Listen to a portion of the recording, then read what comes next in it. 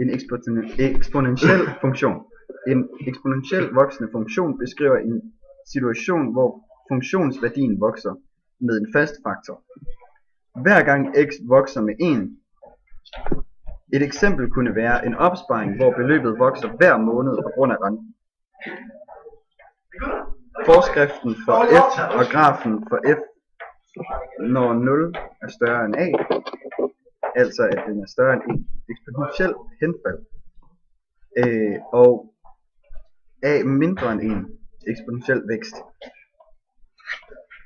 Grundtallet a er lige med 1 hvis r er væksten. Hvis væksten er 0, er der tale om eksponentiel vækst. For eksempel 1,053, hvor 0,53 er væksten. Eksponentiel henfald er, hvis a er mindre end 1 og større end 0. Okay. Det vil sige, at der er minusvækst. Begrebene for absolut vækst og relativ vækst. Definitionen på absolut vækst og relativ vækst. Hvis en størrelse vokser eller aftager med et antal enheder, siger man, at det er en absolut vækst har det pågældende enheder. Hvis man regner væksten om til procent i forhold til udgangspunktet, har man beregnet den relative vækst. Eksempel. En dreng vokser fra 40 til 42 kilo. Det vil sige, at den absolute vækst er 2 kilo. Og her får den.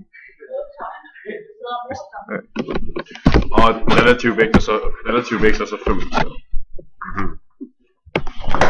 Okay. Bevis af formlerne for a og b ud fra to givne koordinatsæt x1, y1 og x2, y2. Find a og b ud fra to punkter. Givet to punkter. Xy det er de to punkter, der svarer til 3,17. Og det andet xy er det vil så sige x2, y2. Det er så de to punkter på koordinatsæt, der er 7 og 39. Ja. Det er trinene. Ja, så er der så y. Okay, vi indsætter det første punkt 3,17 i formen 17 lige med b gange a i tredje. Og så derefter indsætter vi det andet punkt 7 på 39 i formen 39 lige med b gange a i syvende. Vi dividerer nu de to ligninger med hinanden ved at dividere henholdsvis venstre side og højre side. Og det er så 39/17 del lige med b gange a i syvende over brøkstreg. Nede i nævneren der er det b gange a i tredje. Vi kan reducere faktoren b, da b går op i b. Det vil sige, at det kommer til at hedde 39 over brøkstreg 17 del lige med a i syvende og brøkstreg under a i tredje. Trin 4. Vi kan nu reducere igen ved potensregneregel, som siger, at vi må trække eksponenterne fra hinanden. Tællerens eksponent minus nævnerens eksponent. Det vil så sige, at 39 i 17. dele, det er lige med a, og opløftet er 7 minus 3. Trin 5.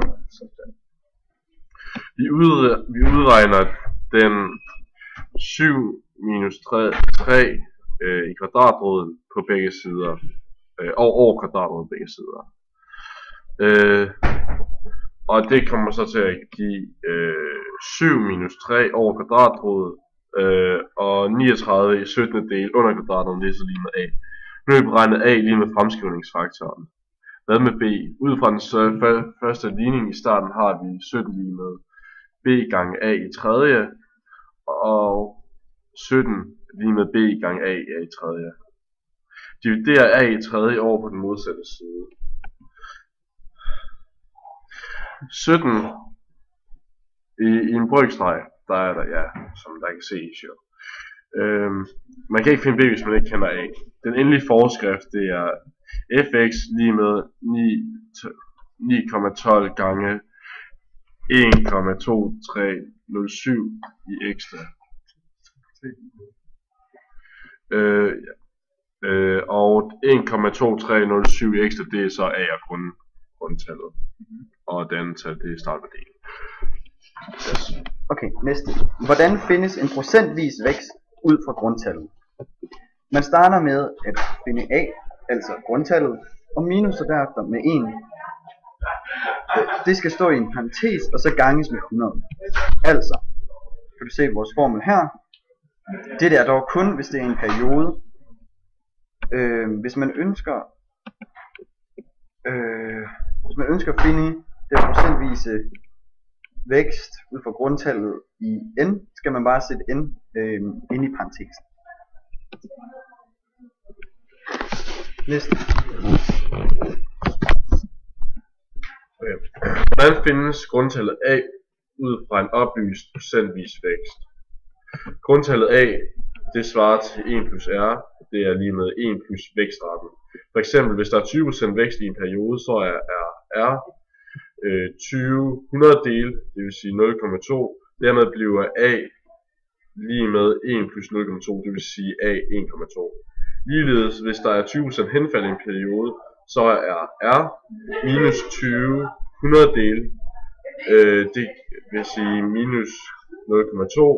Det vil sige A lige med minus 0,2, dermed bliver A 1 minus 0,2. A er dermed 0,8.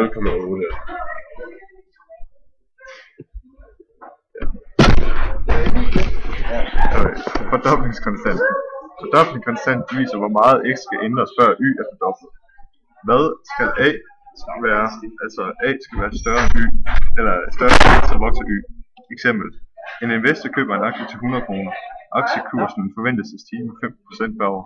Hvor lang tid går der, før kursen er fordoblet? Det vil sige 2 gange 100 kroner. Vi laver en funktion.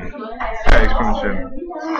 100, eller fx er lige med 100 gange 1,15 opløbet til x. Så opstiller vi ligningen. Og her er det samme som at sige, at lige med 2 gange 100. Vi dividerer med 100 som startværdien på begge sider. Bagefter så fjerner vi 100 på begge sider. Nu fjerner vi de 200 på begge sider. Bagefter det, så skal vi bruge logaritmen. På den måde skal vi flytte x ned foran. Okay, nu skal vi dividere med ln 1,5 på begge sider. Og når vi er reduceret, så her er vores formel. Så næste gang, at den er fordoblet, så skal det gå 5 år. Her kan du se den generelle formel. Til dette har vi også lavet en graf,